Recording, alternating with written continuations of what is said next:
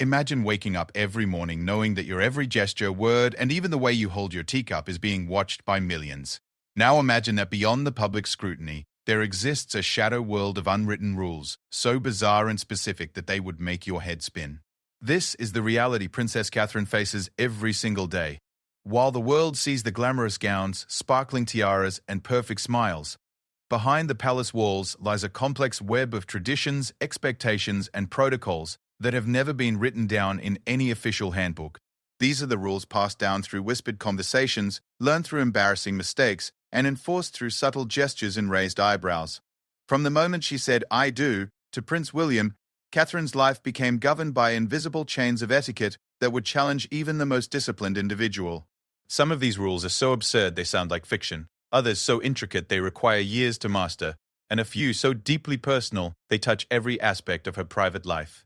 What happens when a commoner suddenly finds herself bound by centuries of unspoken royal tradition? How does someone navigate a world where the wrong shade of nail polish can cause a diplomatic incident, where the angle of a curtsy can determine your place in the hierarchy, and where even your choice of handbag sends coded messages to those who know how to read them? This is the untold story of Princess Catherine's transformation from Kate Middleton, university student, to one of the most watched women in the world. It's a journey through the hidden corridors of royal protocol, where every rule learned opens the door to 10 more, and where the price of a single mistake can echo through history. These are the 21 unwritten rules that govern her life. Rules that exist in no handbook, taught by no teacher, yet more binding than any law. Welcome to the secret world of modern royalty, where tradition meets reality in the most unexpected ways. The morning sun filtered through the heavy curtains of Kensington Palace as Catherine began another day that would be governed by rules she never knew existed until she became part of the royal family.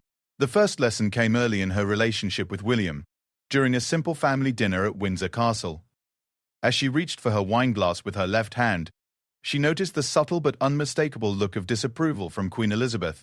Later, William would explain the first unwritten rule that would shape her royal life forever. A royal must never drink from a glass with their left hand, as it suggests poor breeding and lack of proper education. This seemingly insignificant moment marked the beginning of Catherine's education in the invisible world of royal protocol. Unlike the written rules that govern state occasions and official ceremonies, these unwritten laws penetrate every aspect of daily life. From the way she sits in a car to the manner in which she greets palace staff. They exist in the space between tradition and expectation, passed down through generations of royals who learned them not through instruction manuals, but through the painful process of trial and error. The handbag rule became one of the most crucial lessons in Catherine's early royal education. Every royal watcher knows that the Queen's handbag serves as a silent communication device, signaling to her staff when she wishes to end a conversation or move to the next engagement. But Catherine discovered that her own handbag choices carried equally significant messages. A clutch purse suggests formality and distance, keeping hands free for proper greetings while maintaining an elegant silhouette. A shoulder bag, however, can appear too casual for certain occasions and might suggest accessibility that could be misinterpreted in diplomatic settings. The complexity deepened when Catherine learned that the handbag must never be placed on the ground, regardless of convenience or comfort. This rule stems from the belief that placing a purse on the floor invites financial misfortune and shows disrespect for the items within. During her first state dinner as the Duchess of Cambridge, Catherine found herself holding her small evening bag throughout the entire meal, a practice that initially seemed absurd but gradually became second nature. Position and posture represent another layer of unwritten protocol that governs Catherine's daily existence. The royal sitting position requires feet together, legs slanted to one side, never crossed at the knee in public settings. This pose, often called the Duchess slant, maintains modesty while appearing graceful in photographs. However, the rule extends beyond simple leg positioning. Shoulders must remain square, hands folded gently, and head held at an angle that suggests both confidence and humility. During car rides, Catherine learned that royals must enter vehicles in a specific manner that prevents any unseemly glimpses while maintaining dignity. The technique requires sitting down first, then swinging both legs into the vehicle together, a movement that took months to master without appearing awkward or rehearsed. William would often practice with her in private, both of them laughing at the absurdity of needing lessons for something as simple as getting into a car. The jewelry protocols presented their own unique challenges. Beyond the obvious rules about when to wear tiaras and formal pieces, Catherine discovered that even everyday jewelry carries significant meaning in royal circles. Wedding rings must always be worn, regardless of personal preference or comfort. as their absence would immediately spark speculation about the state of her marriage. The Queen's jewelry, when loaned to Catherine for special occasions, comes with unspoken responsibilities about care, wear, and return that extend far beyond simple borrowing etiquette. Pearls hold particular significance in royal tradition, representing purity, wisdom, and continuity of the monarchy. Catherine learned that wearing pearls to certain events sends specific messages about respect for tradition and understanding of royal history. However, the choice of pearl jewelry also indicates her position within the royal hierarchy, with certain pieces reserved for senior royals and others appropriate for her current status as the Princess of Wales. Colour coordination became another complex area of unwritten rules that Catherine had to master. While she could never wear the same outfit twice to major public events, she also couldn't choose colours arbitrarily. Bright yellow, for instance, might be perfect for a children's charity event, but entirely inappropriate for a memorial service. Deep purple suggests mourning or solemnity, while pastels convey approachability and warmth. Red can appear bold and confident or aggressive and attention-seeking, depending on the shade, style, and occasion. The most challenging aspect of these color rules involves coordinating with other royal family members without appearing to compete or overshadow. During joint appearances, Catherine must consider not only the appropriateness of her outfit for the event, but also how it will appear alongside the clothing choices of other royals. This requires advanced coordination, and sometimes last-minute changes when conflicts arise. Photography protocols represent perhaps the most invasive aspect of Catherine's unwritten rules. Every public appearance is documented extensively, and she must remain constantly aware of how her image will be captured and interpreted. The rule about smiling requires careful balance. Too little and she appears unhappy or aloof. Too much and she seems frivolous or inappropriate for serious occasions. The timing and intensity of her smiles must match the gravity of each event, while maintaining the warmth and accessibility that has become her public trademark. Hand gestures fall under strict unwritten guidelines that Catherine continues to navigate carefully. Pointing is absolutely forbidden, even when directing attention to important exhibits or people. Instead, royals use an open-handed gesture that indicates without seeming commanding. Applause must be measured and appropriate. Enthusiastic enough to show appreciation but restrained enough to maintain royal dignity. Even the simple act of waving requires specific technique, with the hand moving from the wrist rather than the elbow, creating the distinctive royal wave that appears both friendly and regal. The dining rules extend far beyond basic etiquette into territory that would surprise most people. Catherine learned that she must never finish her plate completely, as this might suggest either greed or that she hasn't been fed properly. However, leaving too much food could insult the chef or suggest waste during times when many people struggle with hunger. The balance requires careful attention throughout every meal, whether private family dinners or state banquets. Conversation topics during public events must be carefully chosen to avoid controversy while remaining engaging and memorable for those she meets.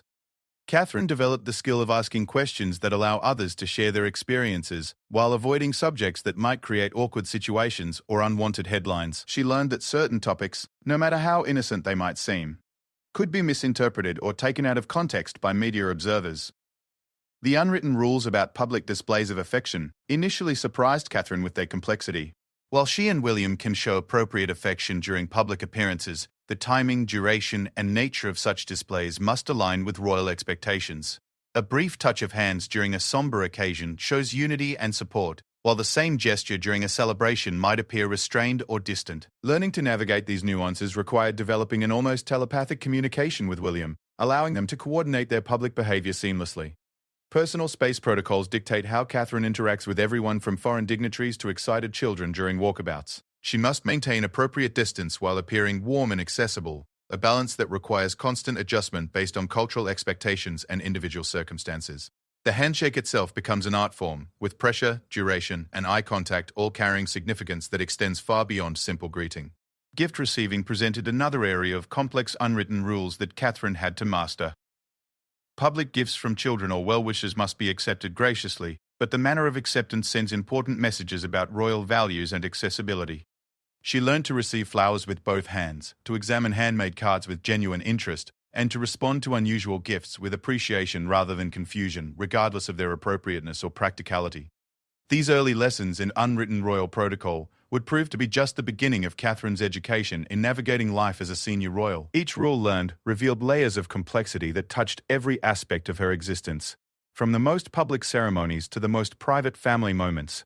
The invisible chains of protocol that initially seemed restrictive gradually became the framework within which she would build her own unique approach to royal duty. Within the walls of Buckingham Palace and beyond, Catherine quickly discovered that the royal family operates on a sophisticated system of silent communication that rivals any diplomatic code. These unspoken signals, passed between family members through subtle glances, strategic positioning, and carefully chosen accessories, form a language that outsiders rarely recognize but insiders understand instinctively. Mastering this silent vocabulary became essential for Catherine's survival in the complex web of royal relationships and public expectations. The earring rule emerged as one of the most fascinating aspects of this silent communication system. Catherine learned that removing one earring during a conversation signals distress or discomfort to other royals, who might be able to intervene or redirect the situation.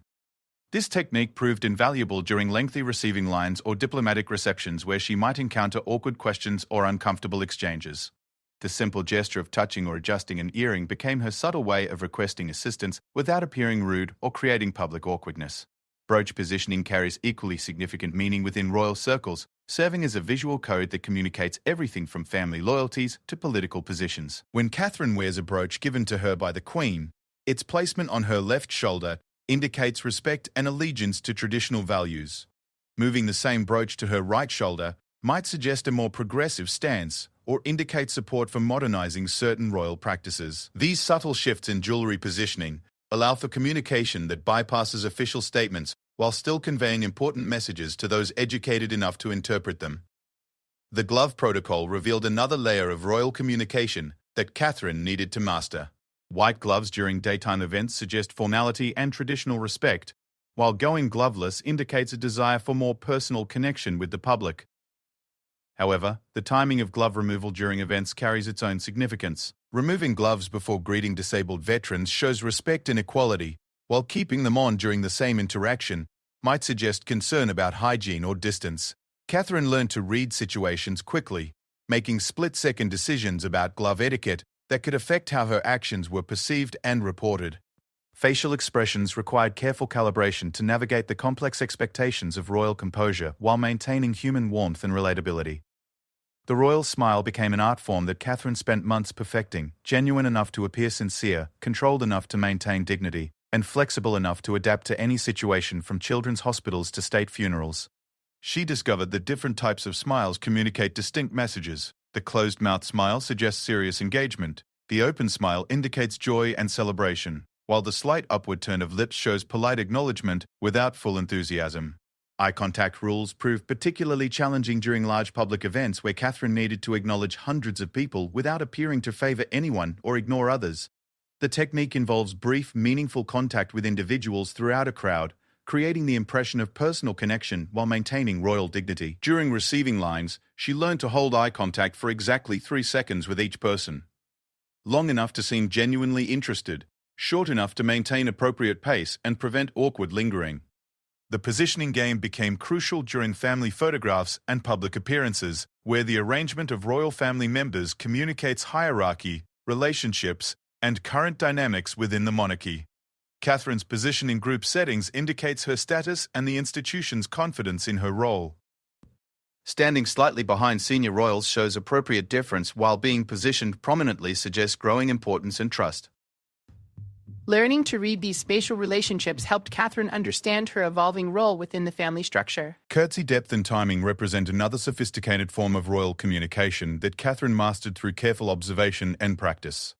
The angle and duration of her curtsy to other royal family members indicates respect while acknowledging her own position within the hierarchy. A deeper curtsy to the Queen shows ultimate deference, while a slight inclination of the head toward other royals maintains courtesy without suggesting subservience. The timing of these gestures during public events can reinforce family unity, or, if mismanaged, create awkward moments that generate unwanted speculation. Handbag switching emerged as one of the most practical communication tools in Catherine's arsenal.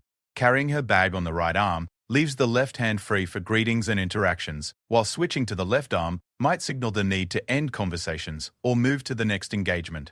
During lengthy events, the handbag becomes a prop that helps manage timing and social flow without appearing rude or dismissive to well-meaning members of the public. The walking pace protocol revealed itself as another crucial element of royal communication. Catherine learned that her walking speed during public engagement sends messages about her level of engagement and the importance of various activities.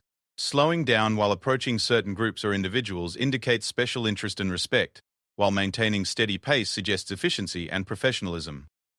During joint appearances with William, their synchronized walking demonstrates unity and partnership, while subtle variations in timing can highlight different aspects of their individual roles.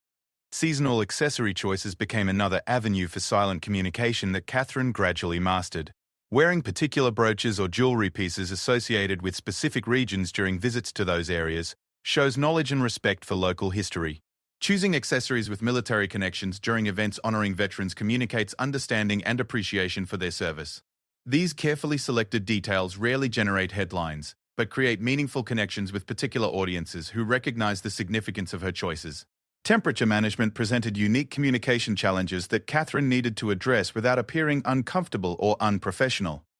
Royal protocol demands maintaining composure regardless of weather conditions, but subtle adjustments in posture, movement, and accessory use can communicate adaptability and human relatability. Learning to manage heavy formal wear during summer events or inadequate protection during winter ceremonies became part of her public performance that required both physical and emotional resilience.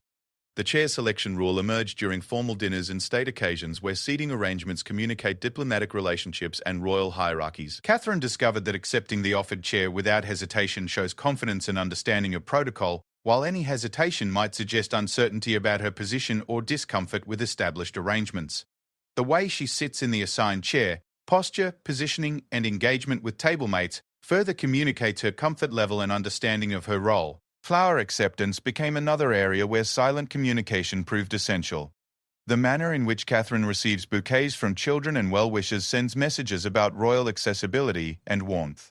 Accepting flowers with both hands shows respect and appreciation, while the time spent examining them indicates genuine interest, rather than perfunctory acknowledgement. Her choice to either hand flowers to assistants immediately, or hold them for extended periods, communicates different levels of sentimentality and connection with the gift givers. Menu navigation during state dinners required mastering silent signals that help coordinate service while maintaining dinner conversation flow. Catherine learned that touching her wine glass lightly signals servers without interrupting ongoing discussions, while positioning her silverware in specific patterns communicates her status with each course. These subtle signals ensure smooth service without creating awkward pauses or drawing attention to practical needs during important diplomatic meals. Photography cooperation became a sophisticated dance of silent communication between Catherine and the press corps that follows royal events. Understanding where photographers position themselves allows her to angle her body and direct her attention in ways that create flattering images while maintaining natural appearance. Learning to anticipate camera angles and lighting helps ensure that her expressions and gestures are captured in ways that support rather than undermine her public image. The umbrella protocol emerged as particularly important during unpredictable British weather that often affects outdoor royal events. Catherine's decision to accept or decline umbrella assistance communicates different messages about her resilience and connection with crowds who might also be experiencing uncomfortable weather. Sharing umbrella space with other royals shows unity, while maintaining separate coverage preserves individual dignity and prevents unflattering photographs. Voice modulation became another tool in Catherine's arsenal of silent communication, as the tone, volume, and pace of her speech during public events conveyed different messages about her comfort level and engagement. Speaking slightly louder when greeting elderly veterans shows respect and consideration for potential hearing difficulties, while lowering her voice when speaking with children creates intimacy and approachability. These vocal adjustments happen instinctively, but require conscious development to master effectively. Personal space management during walkabouts requires constant adjustment as Catherine navigates crowds of varying density and enthusiasm. Maintaining appropriate distance while appearing accessible requires reading crowd dynamics and individual body language to ensure both security and positive interactions. Learning to step forward for handshakes while maintaining retreat options or positioning herself to encourage orderly greeting lines became essential skills for successful public engagements that satisfy both protocol requirements and public expectations. Time operates differently in the royal world, and Catherine quickly learned that mastering its invisible rhythms would determine her success in navigating complex social and ceremonial situations. Unlike the punctuality expected in ordinary social settings, royal timing follows intricate patterns that consider hierarchy, tradition, and the delicate balance of maintaining dignity while appearing accessible. These temporal rules govern everything from the precise moment of arrival at events to the carefully calculated duration of conversations with dignitaries and members of the public. The arrival sequence became one of Catherine's earliest lessons in royal timing protocols. During her first major state event as William's fiancée, she discovered that arriving too early suggests overcaginess or anxiety, while arriving too late appears disrespectful and disorganized. The perfect royal arrival requires calculating travel time, security preparations, and the precise moment that creates appropriate anticipation without keeping senior royals or important guests waiting. She learned to time her entrance to occur exactly 3 minutes before the scheduled start, allowing for final preparations while demonstrating respect for the event's importance. Conversation duration proved to be one of the most challenging aspects of royal timing to master. During receiving lines and walkabouts, Catherine must gauge the appropriate length of interaction with each person based on their position, the nature of the event, and the number of people waiting. Spending too long with one individual, regardless of how engaging the conversation might be, creates inequality and delays that affect everyone else in line. However, moving too quickly suggests disinterest or rudeness that could generate negative publicity and hurt feelings. The 3-minute rule emerged as a crucial guideline during public engagements where Catherine greets large numbers of people. This time frame allows for genuine connection, enough to ask a meaningful question, receive an answer, and provide thoughtful response, while maintaining the pace necessary to acknowledge everyone waiting. She developed techniques for extending conversations naturally when situations warrant more time, such as when meeting war veterans or bereaved families, while diplomatically shortening interactions that might otherwise monopolize attention. Meal timing presented its own complex set of unwritten rules that Catherine had to master across different cultural contexts and formal settings. During state dinners, she learned that the royal family must wait for all guests to be served before beginning each course, but also that finishing too long before others suggests either dislike of the food or eagerness to end the meal. The delicate balance requires pacing consumption to match the general rhythm of the table while appearing natural and unforced. The gift opening ceremony timing became particularly important during visits to schools and community centers, where children often present handmade items or special presentations. Catherine discovered that the speed with which she unwraps gifts and examines their contents communicates her level of appreciation and interest. Rushing through multiple gifts suggests impatience, while dwelling too long on individual items creates awkward waiting periods for excited children. She developed a rhythm that allows adequate appreciation for each gift while maintaining excitement and energy throughout the presentation process. Applause. Timing revealed another layer of royal protocol that requires careful attention and quick adaptation to different cultural expectations. Catherine learned to begin applause at the appropriate moment following speeches or performances, but also to gauge the proper duration and enthusiasm level based on the content and significance of what was being acknowledged. Her applause often signals to others when it's appropriate to begin or end their own acknowledgement, making her timing crucial for maintaining proper ceremonial flow. The departure sequence proved equally complex, as leaving too quickly might suggest disengagement or dissatisfaction, while staying too long could create scheduling difficulties for subsequent events, or impose on hosts who might have their own timing constraints. Catherine mastered the art of signaling her intention to leave through subtle cues, adjusting her handbag position, making closing remarks, or positioning herself near exits, while allowing hosts the dignity of formally concluding the visit. Photography session timing became crucial as Catherine learned to work within the constraints of media schedules while ensuring that important moments were properly captured for historical and promotional purposes. She discovered that allowing adequate time for formal photographs while maintaining the spontaneity that creates compelling images requires careful coordination with photographers and event organizers. Rushing through photo opportunities results in stiff formal images, while allowing too much time can create artificial situations that appear staged and uncomfortable. Sleep and preparation scheduling represent hidden aspects of royal timing that significantly impact Catherine's public performance.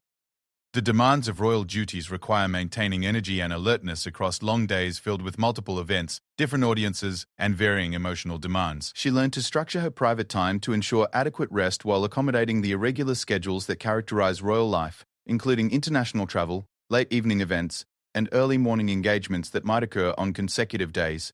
Weather contingency timing became essential for outdoor events where conditions might change rapidly and require quick adaptation of schedules and arrangements.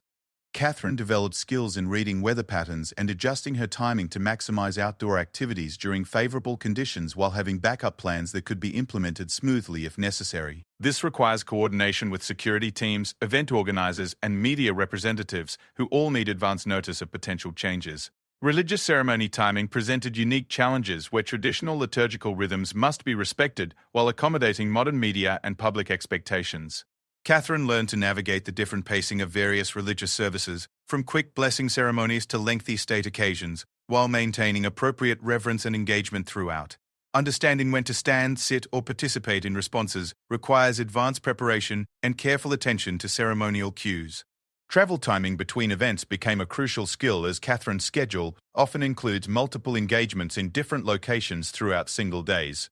Calculating journey time while accounting for traffic, security protocols, and potential delays requires working closely with advanced teams while maintaining flexibility for unexpected circumstances. She learned to use travel time productively for preparation, rest, or private consultations, while remaining ready to adjust schedules if earlier events run longer than anticipated. Speech timing presented another complex challenge where the length and pacing of Catherine's remarks must align with event schedules while delivering meaningful content that resonates with specific audiences. She developed skills in adjusting prepared remarks based on audience energy, time constraints, and the flow of events while maintaining the key messages and themes that support her charitable work and royal duties. This flexibility requires extensive preparation but allows for authentic connection with diverse groups. Child interaction timing proved particularly important during school visits and family-oriented events, where young people's attention spans and energy levels create unique scheduling considerations. Catherine learned to structure activities and conversations in ways that maintain children's engagement while accomplishing educational and charitable objectives. Understanding when to move between activities, how to handle spontaneous moments, and when to conclude interactions before energy wanes became essential skills for successful youth-focused events. Security coordination timing became a constant consideration, as Catherine's movements must be synchronized with protection teams while maintaining the appearance of natural, unguarded interaction with the public. Learning to work within security timeframes while preserving spontaneity requires trusting professional judgment while developing instincts for potential risks or concerns that might require schedule modifications. Seasonal timing considerations affect everything from clothing choices to event planning, as Catherine's calendar must account for British weather patterns, agricultural cycles, and traditional seasonal celebrations that shape public expectations and media coverage. Understanding how different times of year affect audience expectations and event logistics helps in planning meaningful engagements that align with natural rhythms, while supporting ongoing charitable initiatives.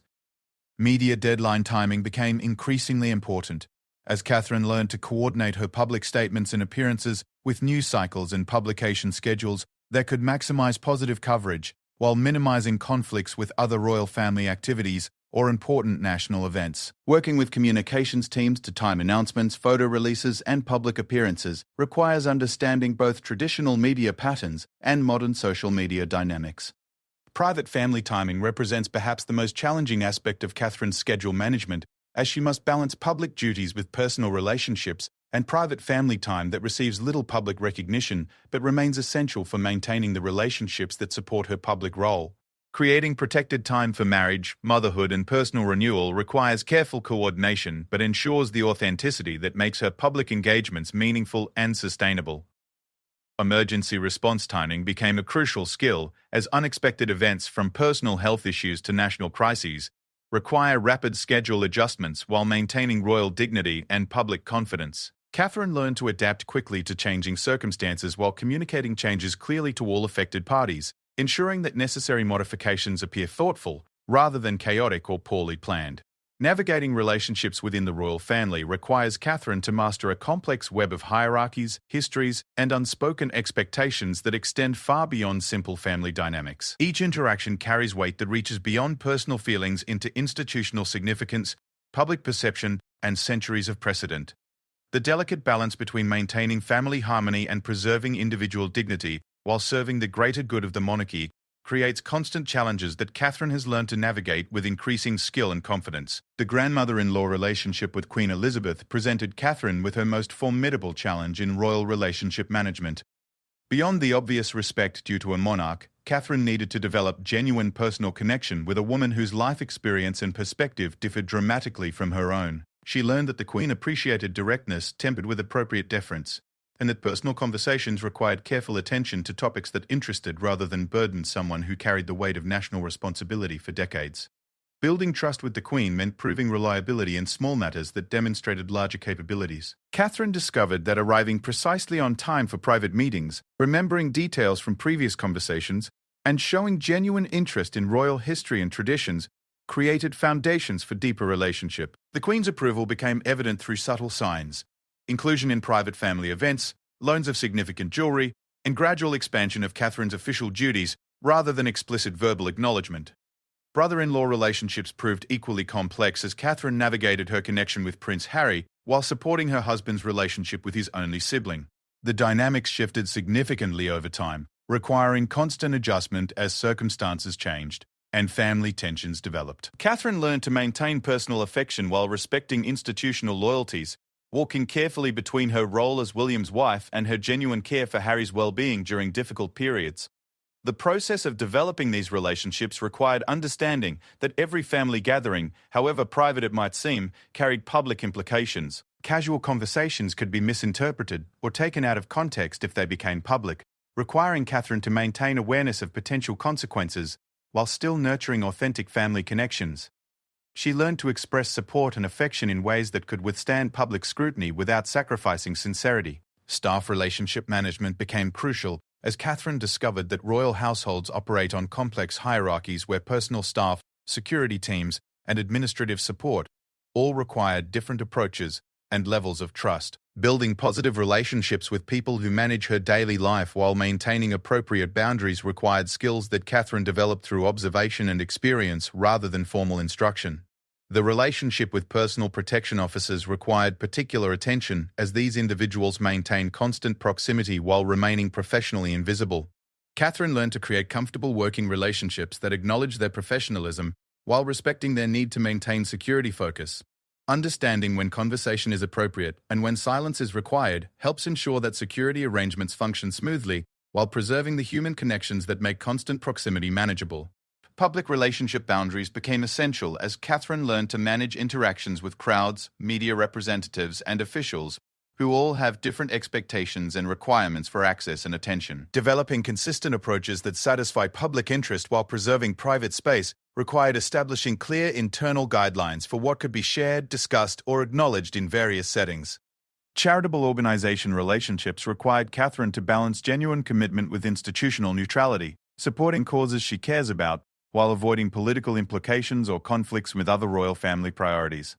Building authentic partnerships with charity leaders and beneficiaries means investing time and emotional energy while maintaining awareness that royal patronage carries responsibilities that extend beyond personal interest or involvement.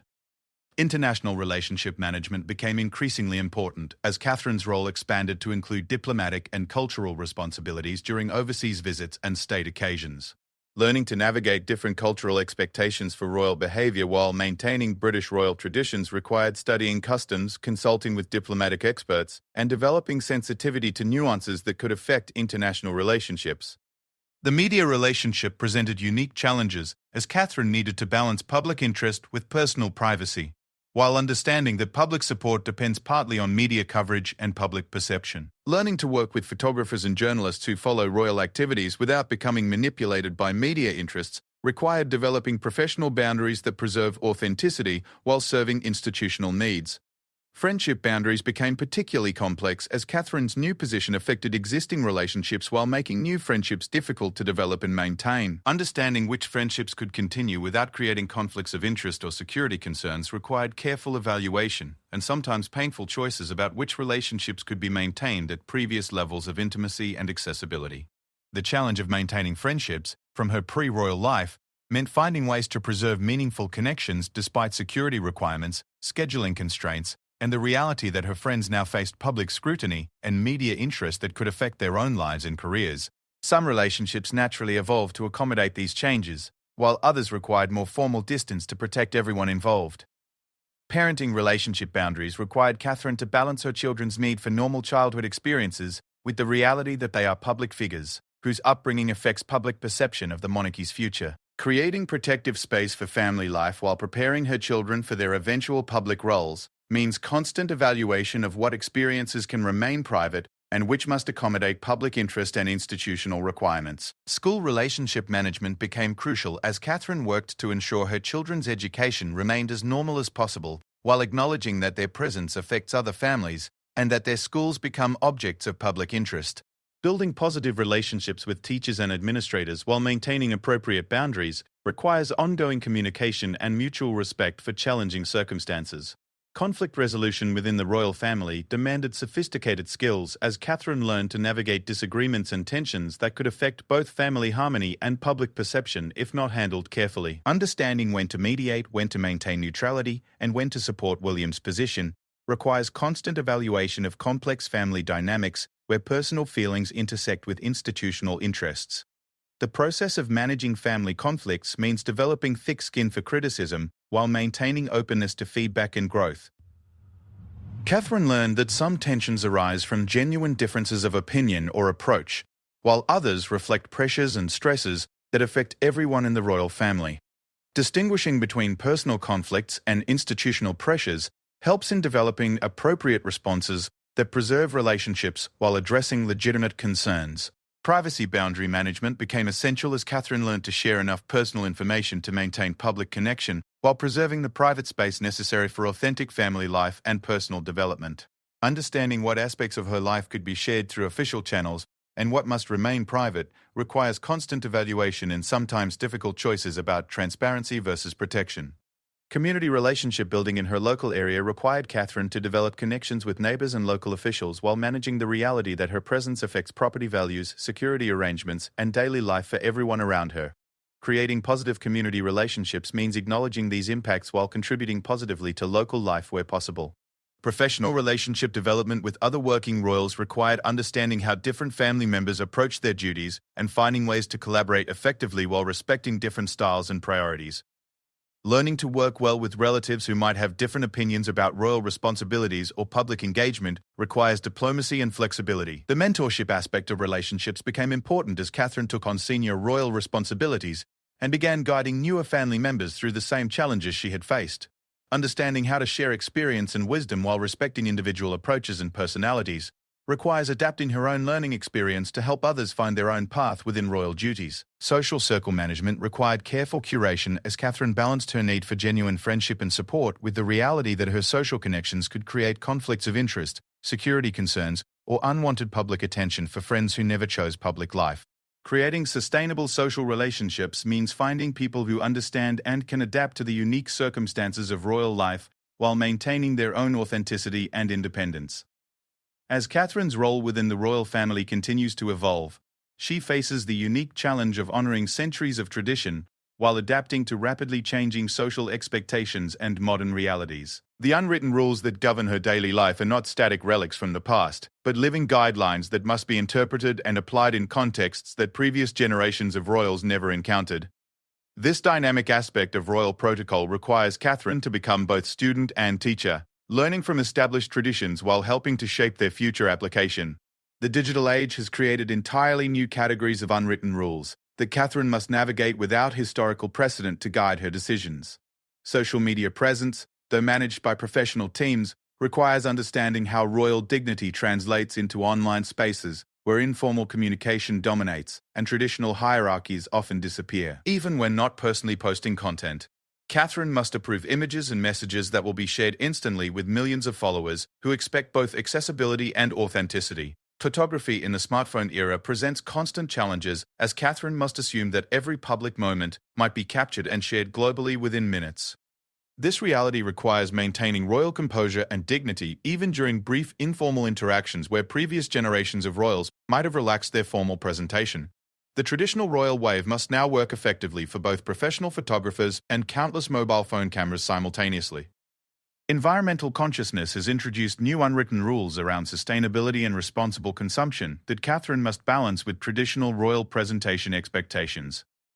Re-wearing outfits, choosing sustainable fashion, and supporting environmentally conscious brands creates positive public response while challenging traditional expectations about royal glamour and luxury. These choices require careful consideration of how modern values align with historical royal image requirements. Global communication means that Catherine's actions and choices are immediately interpreted across different cultures with varying expectations for royal behavior and gender roles. Understanding how her decisions will be received in Commonwealth countries, diplomatic partner nations, and international media requires constant awareness of cultural sensitivity while maintaining authentic representation of British royal values and traditions. The expectation for authentic emotional expression has created new challenges in balancing traditional royal reserve with public desire to see genuine human responses to both joyful and tragic events. Catherine has learned to show appropriate emotion while maintaining dignity, finding ways to express sincere feelings without compromising the stability and strength that royal presence is meant to provide during national celebrations and crises. Mental health awareness has introduced important new dimensions to royal duty that require Catherine to balance personal well-being with public service expectations. The growing understanding of psychological pressure and its effects means that royal family members can acknowledge stress and seek support while still maintaining public confidence in their ability to fulfill their roles effectively. Charitable work evolution reflects changing approaches to public service that emphasize long-term impact over ceremonial appearances. Catherine has learned to balance traditional patronage duties with deeper involvement in causes she champions, requiring greater personal investment while maintaining the institutional neutrality that allows royal support to transcend political and social divisions. Parenting in the public eye requires constant innovation, as Catherine works to provide her children with childhood experiences that prepare them for future royal duties while protecting their development and mental health. Creating normal family experiences within extraordinary circumstances means continually adapting traditional approaches to child-rearing while meeting modern expectations for child welfare and development. International travel protocols have evolved to reflect changing global dynamics and security concerns while maintaining the cultural exchange and diplomatic relationship building that define successful royal visits. Catherine must adapt to new security requirements while preserving the personal connections and cultural appreciation that make royal visits meaningful for host countries and their people. The integration of modern technology into royal duties requires understanding how traditional ceremony and protocol translate into virtual events, online engagements, and digital communication platforms that reach broader audiences while maintaining the dignity and significance of royal presence. This technological adaptation accelerated dramatically during recent global challenges, but continues to evolve as digital engagement becomes increasingly important. Climate change considerations now influence everything from travel decisions to event planning, requiring Catherine to balance environmental responsibility with the global reach and accessibility that effective royal duty demands. These considerations affect everything from clothing choices to transportation methods, creating new criteria for evaluating the success and appropriateness of royal activities. Educational advancement and women's equality have created new expectations for how Catherine uses her platform and influence to support progress while respecting traditional values and institutional stability. Balancing progressive advocacy with institutional neutrality requires careful navigation of social issues where royal influence could make significant positive impact. Future succession planning adds another layer of complexity as Catherine must prepare for eventual greater responsibility while supporting current family leadership and maintaining focus on present duties. Understanding how her current role development affects future institutional needs requires long-term thinking while staying grounded in immediate service opportunities. The unwritten rules themselves continue to evolve as Catherine's experiences contribute to the ongoing development of royal protocol for future generations. Her successes and challenges become part of the institutional knowledge that will guide future royal family members, making her not just a practitioner of these invisible guidelines, but a contributor to their ongoing development. Mentorship responsibilities for future royal family members require Catherine to understand not just how to follow unwritten rules, but how to teach them to others who will face different circumstances and challenges. This teaching role demands deeper understanding of the principles behind the rules rather than just their practical application. Legacy consideration influences how Catherine approaches every aspect of her royal duties, understanding that her interpretation of royal responsibility and protocol will affect public perception of the monarchy for decades to come. This awareness adds weight to every decision while providing motivation for thoughtful, principled approaches to challenging situations. Personal growth within institutional constraints requires Catherine to balance individual development with collective responsibility, finding ways to evolve personally while maintaining consistency in her public role. This balance between personal authenticity and institutional requirements represents perhaps the greatest ongoing challenge in navigating unwritten rules that were developed for different times and circumstances. The ultimate success of Catherine's navigation of these unwritten rules may be measured not just by her own adaptation and service, but by her contribution to their thoughtful evolution for future generations who will face challenges and opportunities that today remain unimaginable. Her legacy will include not just adherence to tradition, but wisdom in adapting eternal principles to changing times. The 21 unwritten rules that govern Catherine's life continue to multiply and evolve as new situations require new interpretations and applications. Each challenge overcome and each success achieved adds to the body of institutional knowledge that guides royal behavior, making Catherine both student and teacher in the ongoing development of modern monarchy. Her journey from Kate Middleton to Princess of Wales represents not just personal transformation but institutional evolution, as the monarchy adapts to serve contemporary society while honouring the values and traditions that have sustained it through centuries of change. Through her careful navigation of these invisible protocols, Catherine has demonstrated that the unwritten rules of royal life are not barriers to authenticity, but frameworks for service, not limitations on personal expression, but structures that enable meaningful public contribution. Her mastery of these guidelines has allowed her to create space for genuine connection while maintaining the dignity and stability that royal presence provides to both celebration and crisis. The future will undoubtedly bring new challenges that require further adaptation and growth, but Catherine's foundation in these fundamental principles provides a solid base for continued evolution in response to changing circumstances while preserving the essential values that make royal service meaningful and relevant in contemporary society.